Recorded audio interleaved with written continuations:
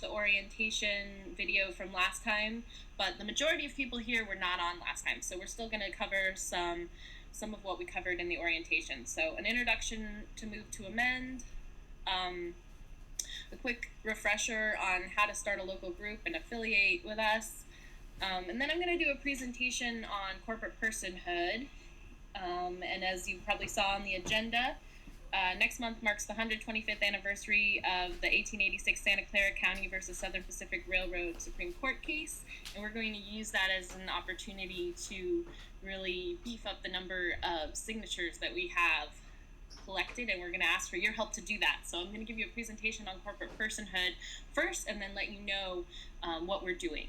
I'm also going to let you know some of the new web tools and resources that we have, and then next steps for where we go from here.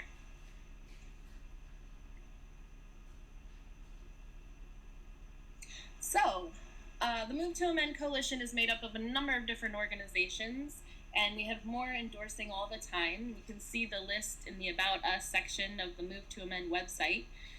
But those of us who founded the organization have a 15-plus year history of educating and organizing against corporate personhood and corporate power.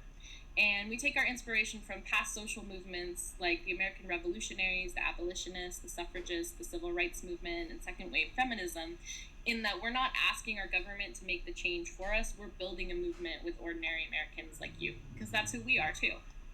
We have a commitment to a multiracial and multi-ethnic movement with gender-balanced leadership and representation from every geographical area in the country. We really are the grassroots, and when you look at the list of organizations that are on our coalition, you'll see that most of them are grassroots-based organizations.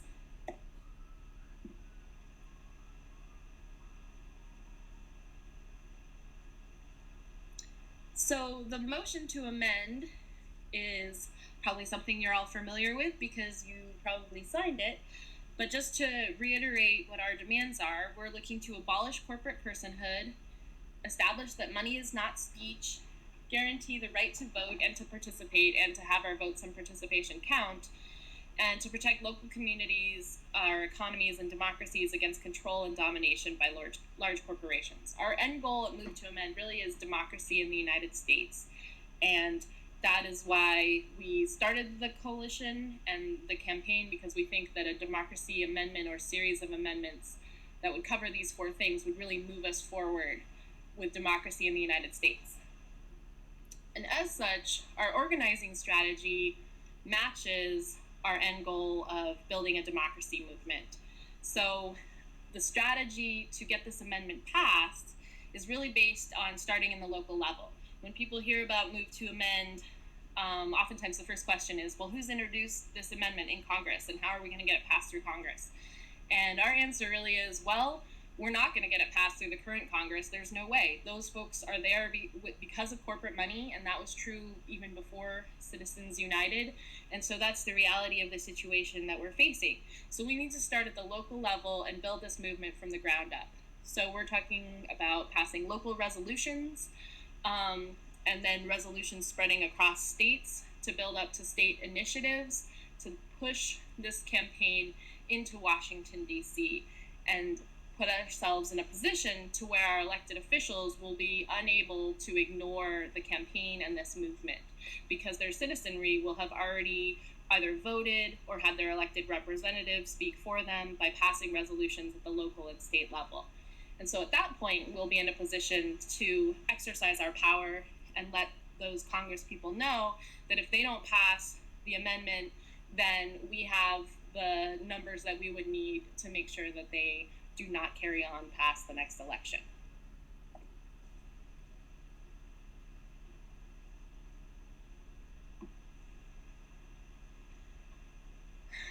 One quick thing, too, is that there are many groups that are working in response to the Citizens United ruling, and that's really good. The ruling brought up a lot of energy and attention around corporate power, and we were really excited about that.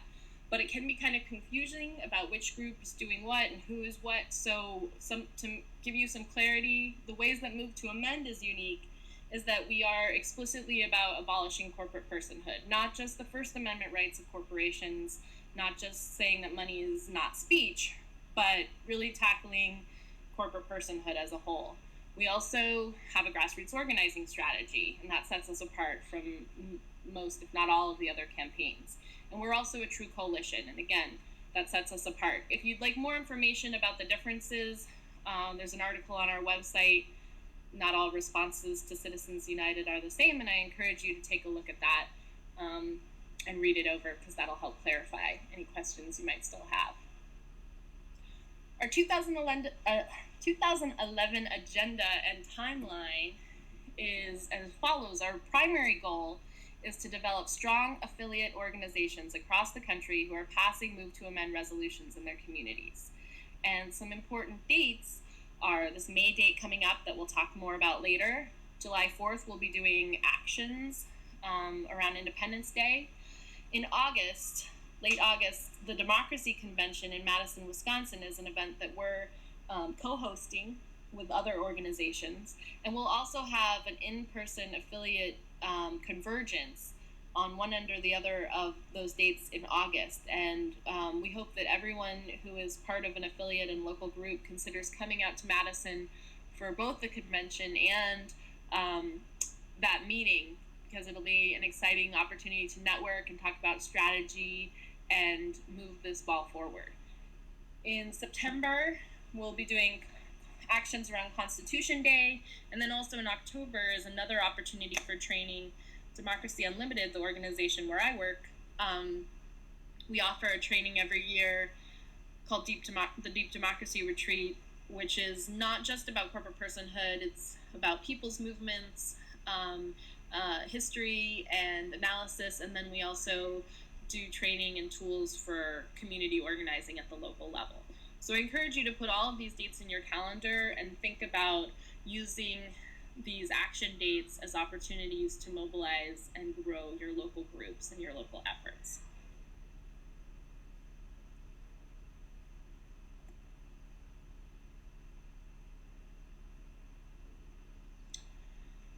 All right, so in terms, I keep talking about affiliating with Move to Amend, and what does that mean?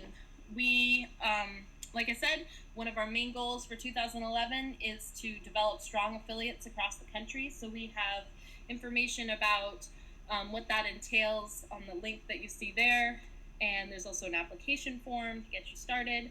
But in a nutshell, the goals for our affiliates are that they have a movement building or coalition emphasis, and when you look at the application, you'll see that it asks, are you involved with other groups in your community? And that's really what we want to see, because that's what we're going to need to be successful with this campaign. Obviously, using the Move to Amend name, sharing the names of the people that you get to sign the petition in your community so that we can grow our national numbers, and we will also provide the opportunity for you to let the petition signers who come through the website know about your local events. We would like our affiliates to have a democratic internal process and accountability with the leadership, an anti-oppression and movement building, organizing, and power structure. And we have a whole article about what that means, but from our perspective, if we are not reaching out to the broad diversity that exists in our communities and in our country, then our movement will not be successful. We need to be able to reach, everyone from every race, social class, except for maybe that top 1%, and there are ways to do that better than others, and so I encourage you to check out that link for some information. And then our affiliates, the goal is for those groups, local groups, to be networked and growing towards building strong state chapters, and then those state chapters, once they come on board, will actually have representation on our steering committee. So our number one goal for action for Move to Amend in 2011 is community resolutions. And remember that the Declaration of Independence was a resolution. It was, the American patriots resolving to throw off the king and justifying why. And we're all familiar with that document, but it can start pretty small and grow. And that's just the point that I want people to think of when you're thinking of resolutions, because lots of times people think of them as symbolic actions, but if they are backed by community organizing, then they can be really powerful. Community resolution campaigns are an opportunity to build your affiliate organization, to educate and mobilize the public. You can connect local examples of how corporate personhood is affecting your community to make it more clear why an amendment is needed. And they're non-binding, so there's no threat of a lawsuit, which means that your community is not at risk for retaliation from corporations. But like I said, they're still powerful because they require elected officials and the public to take a position on this amendment and to decide which side they're on and to weigh the issue for themselves. And an example of a community resolution today actually is election day in Madison, Wisconsin, and Dane County, where Madison is located. And our South Central Wisconsin Move to Amend chapter or affiliate was able to successfully get a resolution placed on their ballot. So citizens in Madison and Dane County are voting today whether they support the idea of an amendment. So it'll be exciting to see what the result of that vote is. And they collected tens of thousands of signatures from their local community. So imagine how many people now know about this campaign in Madison. And our next webinar will be focused on community resolutions and how to do them. And we'll be using the Madison and Dane County work as an example. So there's lots of ways that you could work on community resolutions. You can pass them through organizations that you're already part of, or you can ask to be on the agenda for an upcoming meeting of a group that you may not be on the board of yet and ask them to support our cause.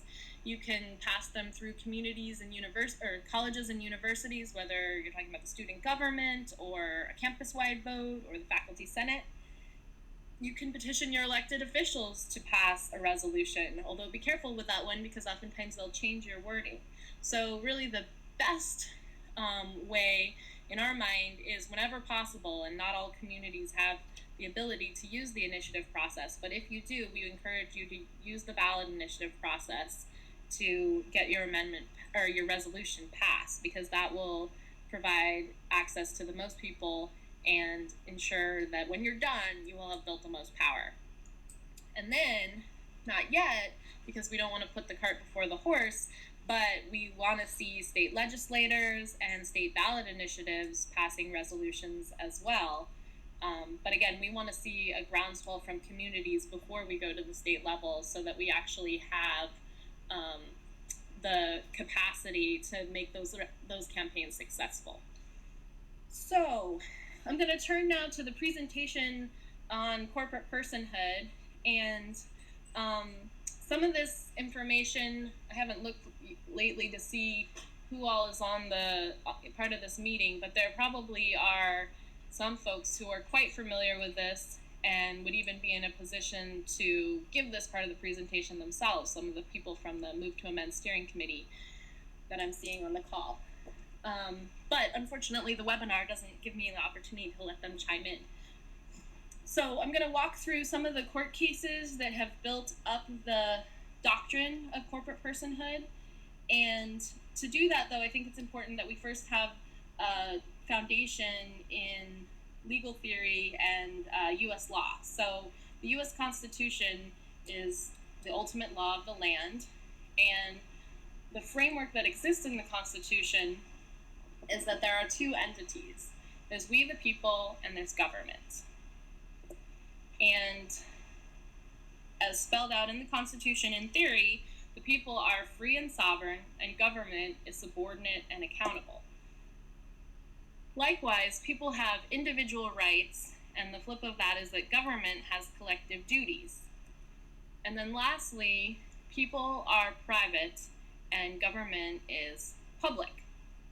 So I'm going to come back to this a couple times, but I think this is important to understand what it really means when corporations are able to use constitutional rights.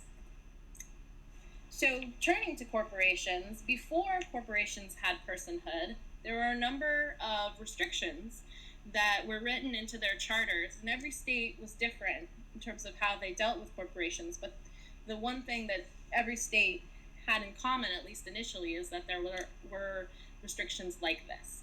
So corporations had a limited lifespan, or their charters could only exist for a certain amount of time. No corporation could own another corporation. corporations weren't allowed to give civic donations or charitable donations. It was a felony for corporations to give money to a political campaign. For example, this was on the books in Wisconsin until the 1950s. And likewise, other states had rules that made it illegal for corporations to participate in the political process. There were also restrictions on limited liability. So some states actually outlawed limited liability and said that corporate shareholders and officers were completely liable for everything that the corporation did. Other states had variations on that and had, say, double liability existed in some places. But the idea that corporations were completely separate from the people in them was not part of the doctrine of what a corporation was. Corporations could not own property outside the specific needs or that the specific charter had. So no land speculation or anything. It was very clearly laid out what a corporation could do and was for, and what kind of property it could own and even how much.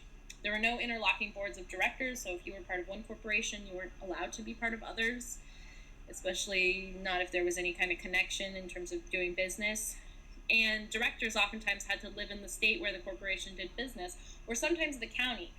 And this is not the full list of restrictions that were on corporations, but this is a sampling, and there were even more than this.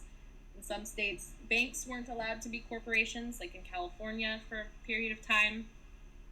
And so basically, if we go back to our Constitution and look at this framework, it puts corporations on the side of the government. Not that corporations were government, but that they're a creature of government.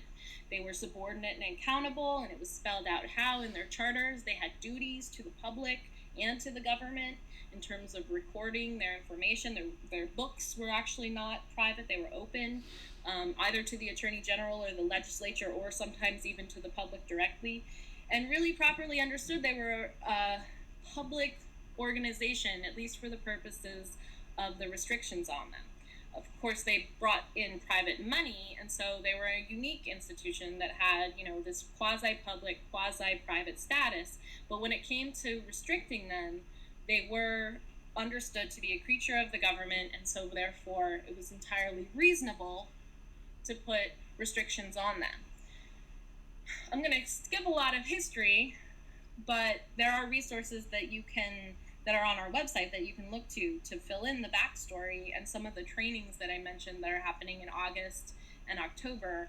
You could get this backstory in person, but because of the rise of corporate power after the Civil War and with the Industrial Revolution, we came out with these railroad companies that had a tremendous amount of power. And in the late 1800s, we saw the height of graft and corruption that really was unsurpassed at any point in this country's history, except for maybe what we've got going on right now.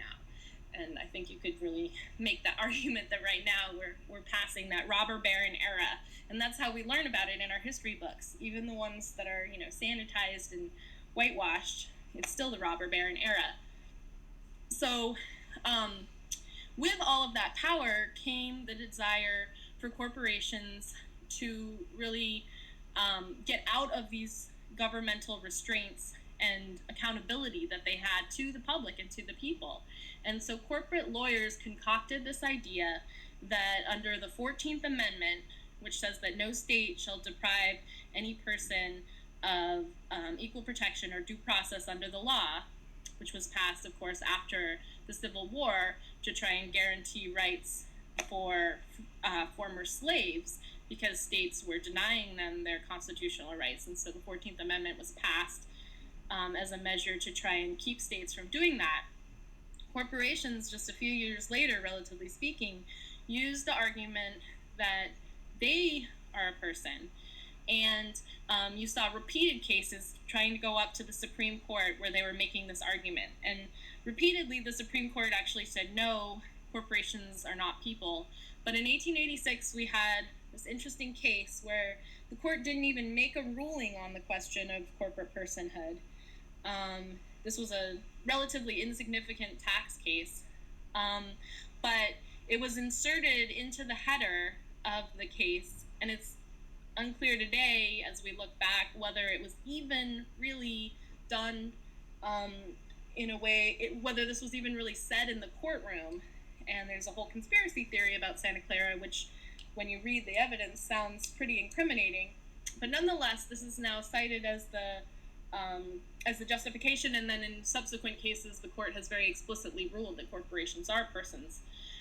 So this is where justices basically, as a result of this case, struck down hundreds of local, state, and federal laws that were enacted to protect people from corporate harm based on the illegitimate premise that the 14th Amendment should apply to corporations. So all of those restrictions that I laid out for you earlier, you can see where some of them, corporations could then go into court and make the argument that those laws were unconstitutional and a violation of the 14th Amendment rights. But they didn't stop there.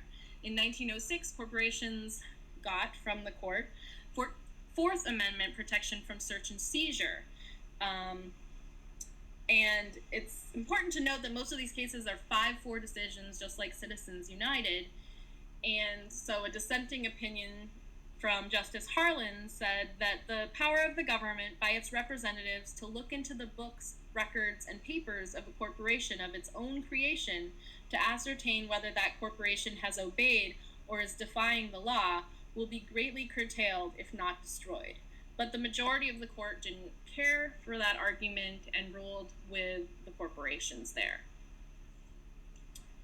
In 1922, in Pennsylvania Coal Company versus Mahan, corporations get the Fifth Amendment protections, or the takings clause, which says that private property shall not be taken for public use without just compensation. So the story behind this was that Pennsylvania had a number of coal companies, and some of you who are out east or in parts of the west may be familiar with the fact that mineral rights are different than property rights. So coal companies could own the rights to mine coal, even if they didn't own the property that the coal was on. And in Pennsylvania, that was the case. And what was happening is coal companies were actually digging under houses to collect their coal, and houses were caving in, and people were losing their property and dying, and it was very dangerous. And so Pennsylvania passed a law saying that you couldn't jeopardize people's safety and their personal property by mining for coal underneath their property.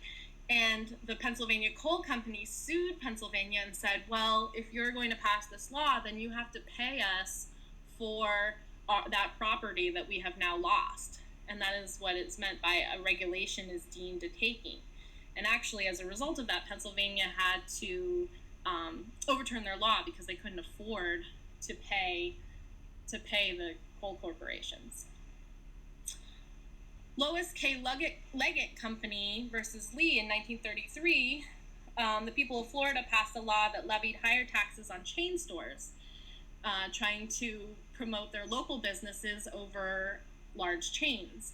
The Supreme Court overturned that law, citing the Due Process and Equal Protection Clause of the 14th Amendment, basically saying that Florida could not discriminate against one kind of corporate person from another. And they also used the Interstate Commerce Clause to overturn that law. So this is the reason why communities that are trying to keep out, say, a Walmart or other big box store aren't actually allowed to say, well, we don't want the kind of businesses that Walmart is in our community. They instead have to do, square footage laws that would apply equally to all corporations, because they cannot be explicit about what kind of business they want in their community, because the Supreme Court has said that's illegal. In 1976, in Buckley v. Vallejo, the Supreme Court ruled that political money is equivalent to speech. So this is where the money equals speech ruling comes from. And it expands the First Amendment protections to include financial contributions to candidates or parties. So obviously this doesn't apply to just corporations. This would be something that would greatly benefit wealthy people as well. But either way, in Move to Amend's campaign, we don't think that money should equal speech for the purposes of political campaigns, especially because that means that the people with the most money then have the most speech, which is anti-democratic and unjust. So that's why we want to see this Supreme Court case overturned as well. And then next year, another First Amendment case, the Supreme Court overturns a Massachusetts law that banned corporations from spending money on political referendum. And before that, the court had a longstanding policy of denying these First Amendment rights to non-media business corporations. So here's an important thing. The court has historically made a distinction between media and non-media business corporations. And so lots of times people have questions about, what if we got rid of corporate personhood? What about protecting media? Well, the court has a history of making a distinction between media and non-media corporations. So we're not really concerned about the ability for us to write an amendment that makes clear that the First Amendment protection of the press has nothing to do with outlawing corporate personhood. So in First National Bank of Boston versus Bellotti, the court overturns this Massachusetts law and says that corporations cannot be restricted from spending in political referendums, and that's why you see, I mean, I'm from California, and so and I know there's a couple people on here from California, we know how much money gets spent in ballot initiatives in our state, and corporations are definitely the largest spenders, basically bankrolling entire campaigns. And this is one of Walmart's favorite strategies for overturning laws passed by city councils that I mentioned before, these either conditional use permits being needed for square footage of stores or zoning laws. So elected officials will pass a law to try and protect a community within the small means that are still available to us. And Walmart will then launch a campaign through the ballot initiative process to basically work to have those laws overturned through political propaganda and bombarding the people in the community with all sorts of information about, why they should overturn their elected officials' law. Couple more here, and I'm going to go through just to get the full story. International Dairy Foods Association versus Amistoy, and you'll see that after those late 70s cases and going forward, a lot of this really does have to do with the First Amendment, and Citizens United, of course, was primarily a First Amendment case as well, and that's really where corporations have been focusing for the last 30, 40 years. So this case, the Supreme Court overturned a Vermont law requiring the labeling of all products that contain bovine growth hormone. Vermont just had a law that said it wasn't even outlawing the use of bovine growth hormone. It just said that products that had it had to be labeled. And the International Dairy Foods Association, that was representing corporations, sued Vermont and said that they had a right not to speak. And the Supreme Court agreed and said that yes, your First Amendment protections also include a right not to speak, and so Vermont's law was struck down. There are other examples of cases about a right not to speak. PG&E, Pacific Gas and Electric Company, also sued California in the 80s because there was a law that said that PG&E had to put tips for conserving energy on their envelopes, and they sued California and got that law overturned because, again, claiming that the envelopes were their private property and they had a right not to speak. So, and then we know about Citizens United, I hope, in 2010, that basically, in effect, overturned the McCain-Feingold campaign finance laws, which were already incredibly weak because they were trying to operate within the bounds of, not violating corporate rights, but still. And then as a result, 24 states that had campaign finance laws that were stronger than McCain-Feingold are now in jeopardy, and some of them have already been overturned as unconstitutional as a result of Citizens United. And basically what it does is legalizes corporate bribery and extortion, because a corporation can go to an elected official and say, if you do this, I'll give you this much money in your campaign next time, or if you don't do this, then I'm going to launch a campaign against you, and in fact, I'm going to start right now with a smear campaign. And it was also the most recent and blatant time that the court has explicitly offered rationale for corporate constitutional rights or corporate personhood. More recently, the court has, even in those cases that I just cited, had moved away from actually talking about corporate personhood or corporate constitutional rights, and really was talking more about what each of the amendments meant, and they were sort of just taking as a given that corporations were included. But in this case, they actually went further and went back again to corporate personhood, and we're really explicit that that is what they support. Well, not all of them, but the majority. So back to our Constitution.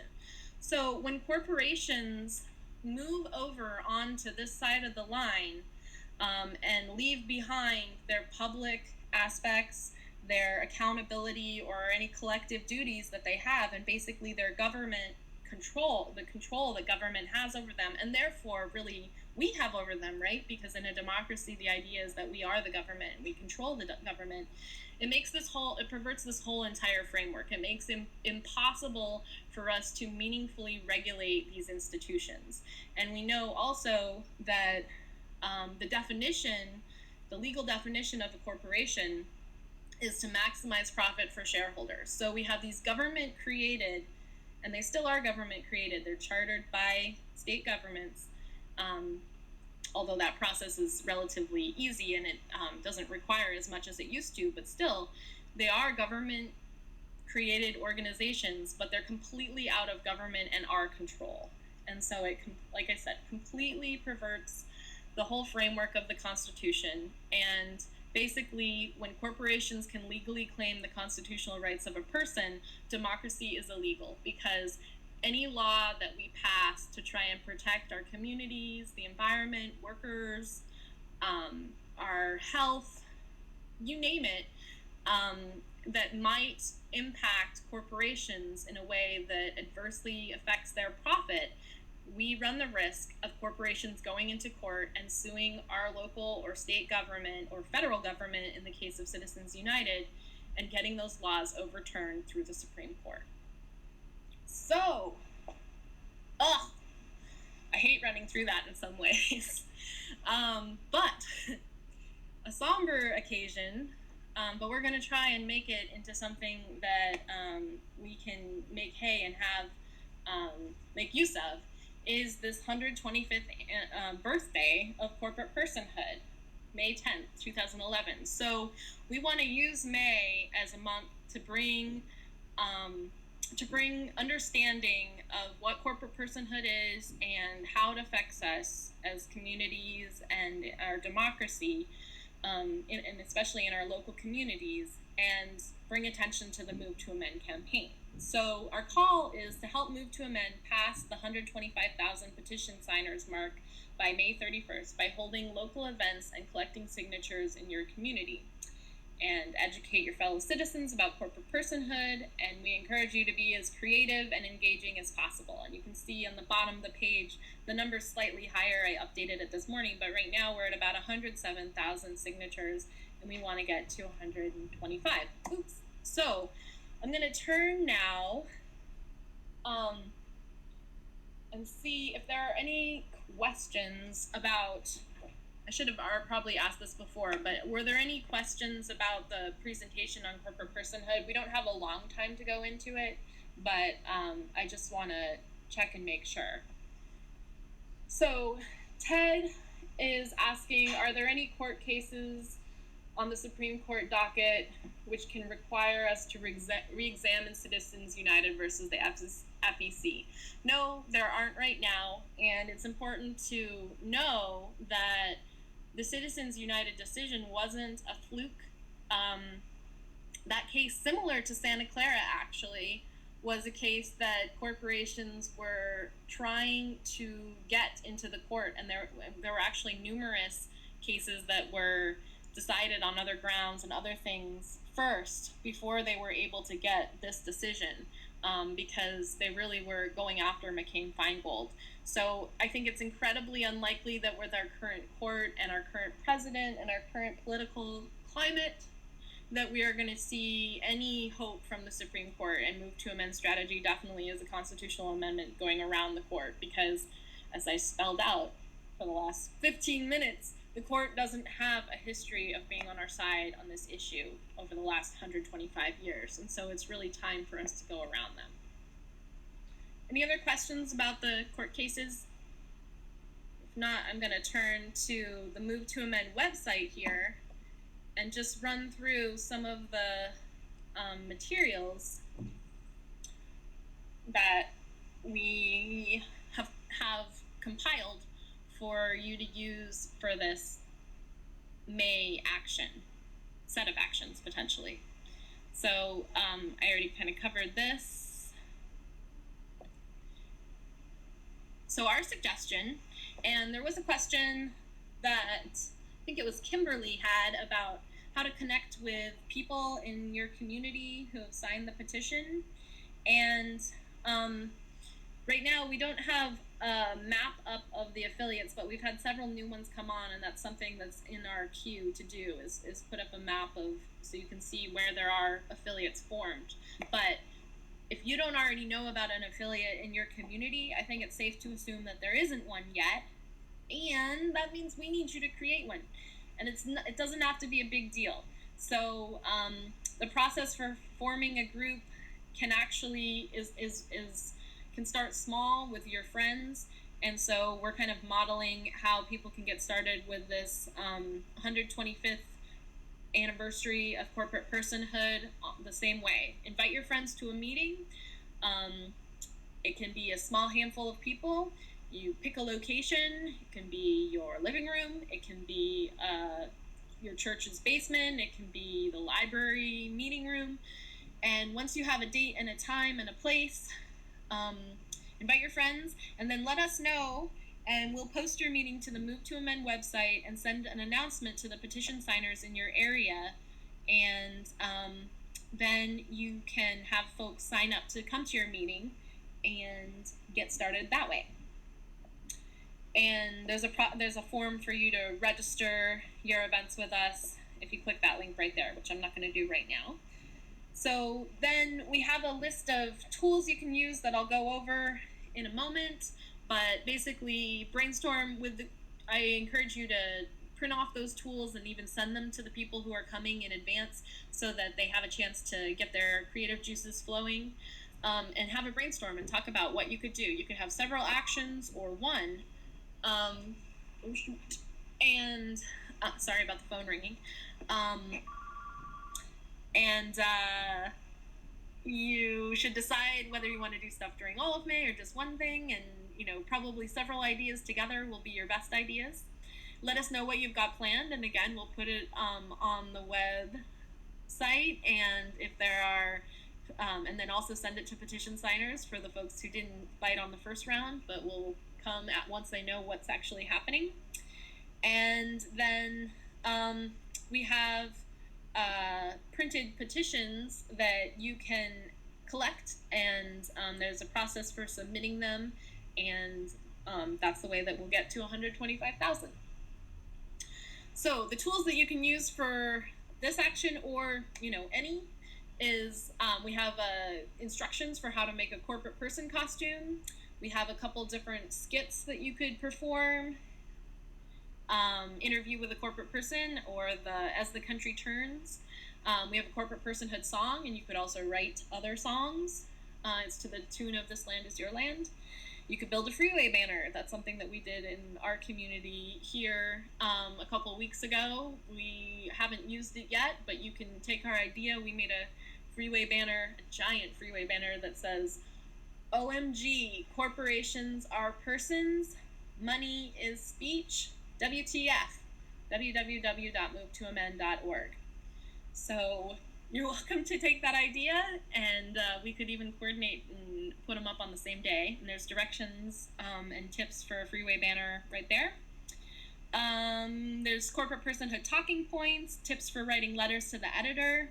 So if you really feel like organizing a meeting in a group is just completely not something you could do, the minimum that you could do is write a letter to the editor encouraging people to go to the website and sign the petition, and then collect some petitions at work on your lunch break or amongst your friends and neighbors and submit them to us that way. then there's also some materials that you could pass out if you were to table or to go to community events like our brochure or a bookmark. And we have a handout called "What Could Change If Corporate Personhood Were Abolished" that really spells out, why we can't really have the world that we need when corporations are blocking us through their power in the legal courts. And then there's the petition that you can download, and then there's also some more information here if you had other questions about corporate personhood, as I just spelled out, and what the ramifications are. I encourage you to take a look at these 4 links because there's a lot of good information there. And this whole list of things that I just went through can be found if you click the Take Action link there on the side with the blue kind of tab to it, not the blue buttons, but the blue Take Action. And then it's called 125 Years of Corporate Personhood is Enough. And if as more things are created, we'll add more there. So I see there's another question. Ted's asking about going back, why can't we also provoke the court to hear a different case which addresses the same fundamental issue? We certainly could. That's not the strategy of Move to Amend, though. We've really had it with the courts. We're looking for an amendment because that's the only way we can really guarantee that this will last. So that's our strategy. So I want to hit a couple other things. Sorry, I just made those things pop up. For those of you who are who have been with us for a bit, these are new resources, and those of you who haven't, then I just want to draw your attention to make sure you know that when you're trying to find anything on the website, I know the website has a lot of information, and sometimes it can be hard. And I'm just realizing that actually, I'm so sorry, I meant to sign out so that you would actually see the website the way that you see the website instead of the way that I see the website with my admin privileges. Okay, so there is how it looks now. 1 second to catch up. Okay, so when you're on the website, this toolbar will now pop up on the bottom. It's gray, and as I was saying before, if you're looking for materials, I encourage you to use this search function right here on the bottom right to type in whatever you need. And then we also have this new quick links menu over here on the side. And if you just click on that, you can find most of the important materials that you will need for doing either local action or affiliation. So starting a Move to Amend affiliate group is here. The local action toolkit, which has tons of materials, is here. Not all responses are the same, I had mentioned. We have a map of all the different places where resolution campaigns are underway or have been passed, so you can check that. A link to the past local action webinars and upcoming schedule, the model resolution. This is also where you can submit an event, so when you have a meeting or an announcement, you can submit it and we'll put it on the website and send it to the petition signers in your area. There's an index of all the downloadable tools that we have in our toolkit, and then we now have a local action and affiliate frequently asked questions that we just put up yesterday. So if you have questions, go there first. And then we also, of course, as you can see, have these nifty buttons here on the side now too to make it really easy for you to find these materials. So I'm looking here to see if there's any more questions. So Tom from Hollywood is asking, because corporations are made up of multiple people but act as only one, can individuals involved in the corporation be held accountable for the actions of the corporation? Well, yes and no. For the most part, no. I mean, that's what limited liability provides. It provides protection and actually separates the individuals in the corporation from the actual corporation. That's the real irony of corporate personhood, is that on one hand you're separated, on the other hand all the rights go with that separated entity. There are cases and examples of opportunities to do what's called piercing the corporate veil, where sometimes you can basically reach behind that curtain and pluck out the individuals responsible.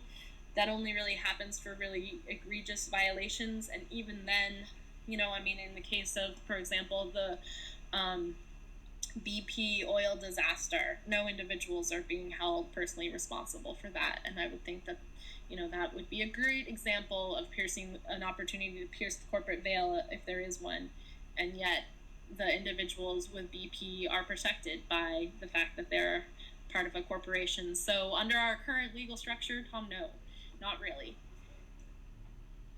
So, can you list the Kendra from Venice, Florida is asking, can you list the principles of Move to Amend on the Move to Amend website? Some people ask what they are, why they are not listed. I'm not sure what you mean, Kendra, by the principles. Our 4 links are right here on the front page, so maybe if you could clarify what you mean by that.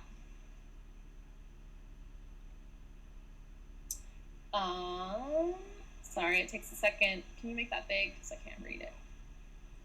I can't go on the screen. Yeah. So, Mary Beth from Los Angeles asks, since it takes so much time to pass a resolution in a big city like Los Angeles, can we start the process of an actual amendment in California, or try to pass a bill like they're doing in Minnesota?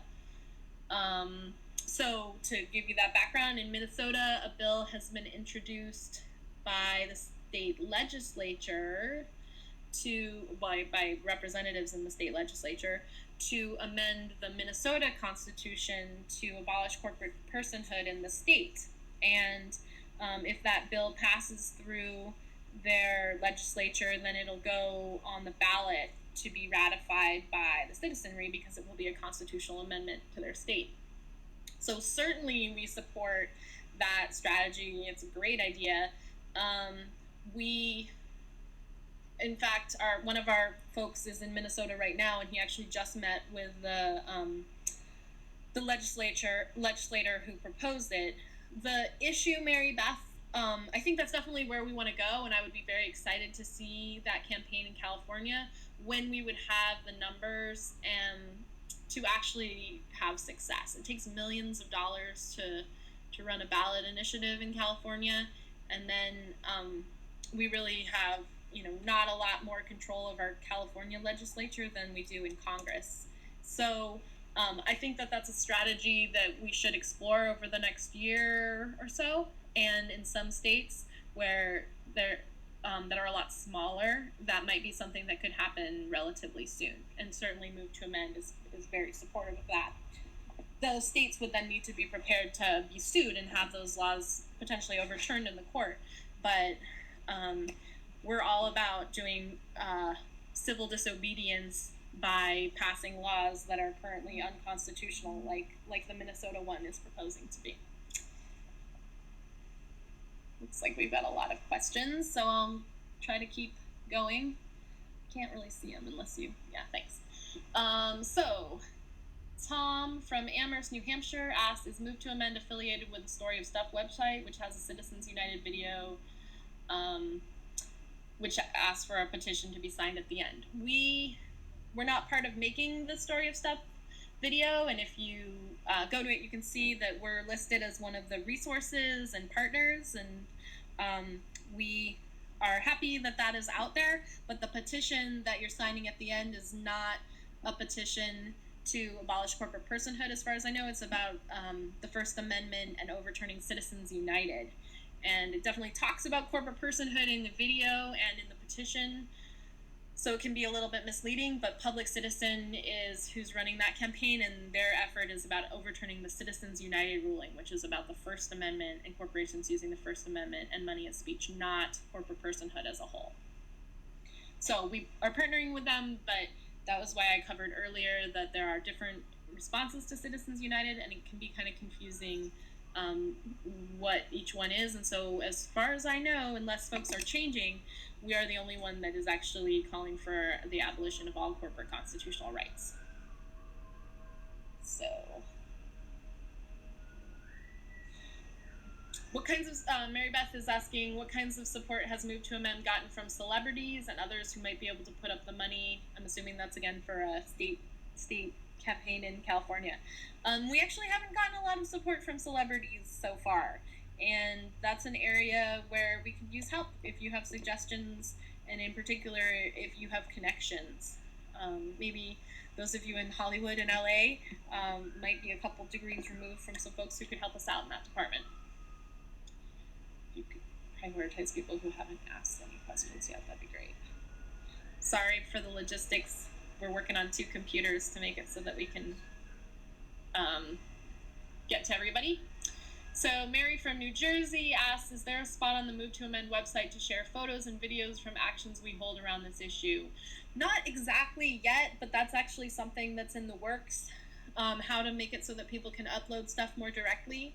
So I would say that, that's a real priority, and we're working on that for now. If folks email things to us, then we can put them up that way, but I know that's not quite as, that's a little bit clunky, so we're still working on that, but that's a goal, and it has been.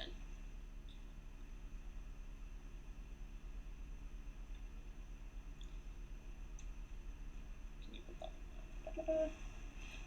Okay, Carrie from Salem asks, how does one use a freeway banner? Are there legalities associated with this?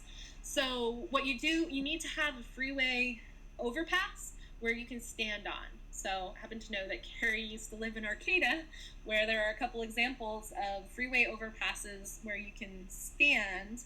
And what you do is the poles are made out of PVC pipes, so it's really light and easy to hold. And you have, enough people to hold all of your poles, and you don't touch the freeway in any way. You don't rest your banner on the freeway in any way. You're just standing there, and that's not illegal. You might want to check for sure state by state, but we just had an organizer from Washington who has worked with groups to create these along the West Coast, and they're not illegal in these states. And you could probably find out if you were worried about it in your own state, but for the most part, you're not breaking any laws by standing on an overpass, as long as there's a place for pedestrians to go and you're not blocking that. And so that's perfectly fine. And if you click on the link, you can see a picture of a freeway banner, and there's some tips and includes those details of what not to do to make sure that you don't get in trouble. Michael from Columbus, Ohio asks, how can we pull conservatives who almost equally with liberals express concern about Citizens United into the Move to Amend effort? I've heard nothing about this issue from Republicans or Tea Partiers. How do we include them in the process? And I'm sorry, Michael, that you weren't able to hear, but there will be a video recording, so hopefully you can tune into that. So, well, my suggestion would be to approach local Tea Party folks in your community and to begin the conversation, if that's what you're interested in doing. When Citizens United, when the ruling came out, there were some folks within the Tea Party movement who did say that they were opposed and responded, in favor of a constitutional amendment. And certainly the polling that came out nationally showed that 80% of Americans were opposed to Citizens United, and it didn't matter whether they were Republicans or Democrats. So the best way is for you to start talking to people, and especially people that you already know. The other thing I would encourage you to think about, though, is that there are a lot of people who are available besides reactionary Tea Party folks. So if you are in a community where folks are particularly reactionary and racist, for example, I would say that I would rather go to other communities that maybe we're not reaching out to before I would go to the Tea Party. And perhaps in the future we could actually have a longer discussion about reaching out to conservatives. So we're coming up on the end here.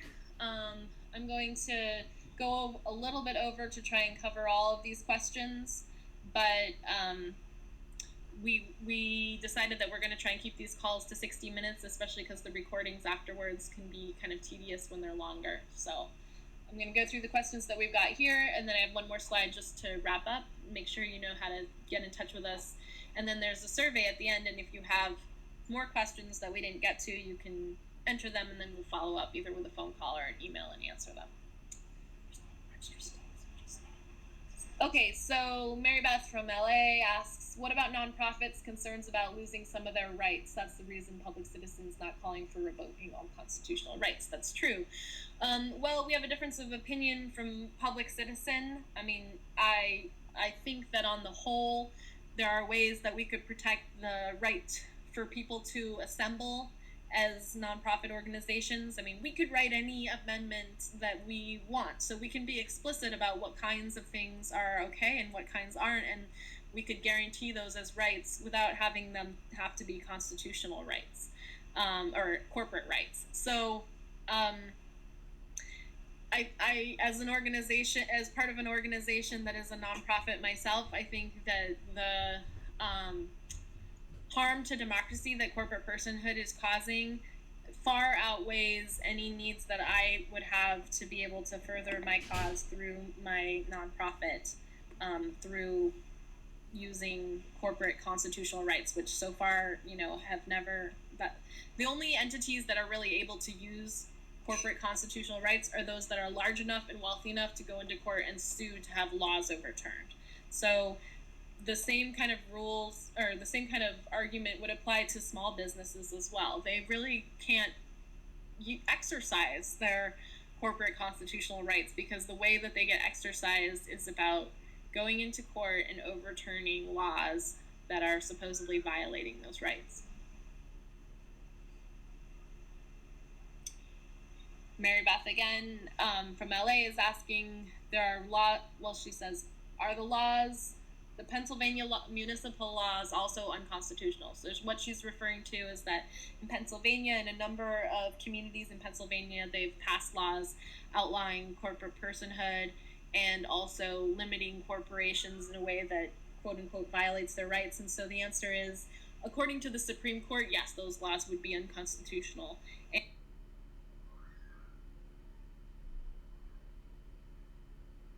And when those communities have been sued by corporations, those laws have been overturned. Our community had a law overturned where we voted to ban non-local corporations from contributing money to local elections in Humboldt County, California, and corporations took us to court and sued and didn't even have to go up to the Supreme Court, just federal court in San Francisco, and the judge ruled with the corporations. So the purpose of that campaign was not to change the Constitution. It was to make a point, and that's what the folks in Pennsylvania are doing as well. And some of them are successfully basically running corporations into other communities because they don't want to deal with the hassle of the organized citizenry. So if we were to do that everywhere, then that would be really effective, and we would certainly see a lot of progress made. But when it happens in only isolated places, unfortunately what it means is that those corporations just go somewhere else. So out of respect for folks who need to go, I am going to close off the questions now. But again, if there are questions that you still have that haven't been resolved, I encourage you to complete the survey at the end of this webinar, and there's a spot for you to include any questions that you still have, and we can follow up and answer them there. And I'm sorry we didn't get to all the questions. Our next webinar will be the first Tuesday of next month, which is May 3rd, and it'll be at the same time. And I'll send an email to everyone who was on this call so that you can register again.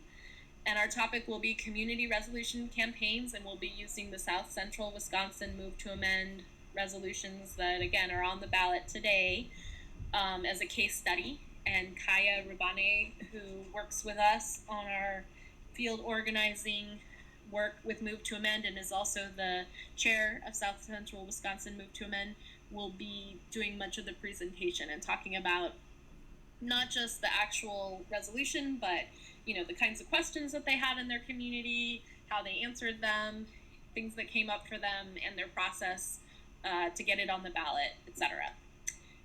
And I encourage you to register for the Democracy Convention in Madison and tell your friends. And if you want to contact us anytime between now and May 3rd, please feel free to send us an email or call Democracy Unlimited, which is the number that's there. We're the group in the coalition that's responsible for doing the field organizing support. So thanks again for being here. I'm glad that we had so many new folks, and I look forward to hearing how you're going to be getting involved over the next month. And please do join us to bring attention to the 125th anniversary of the Supreme Court granting corporations corporate personhood. Have a great afternoon or evening, depending on which coast you're on. Good night.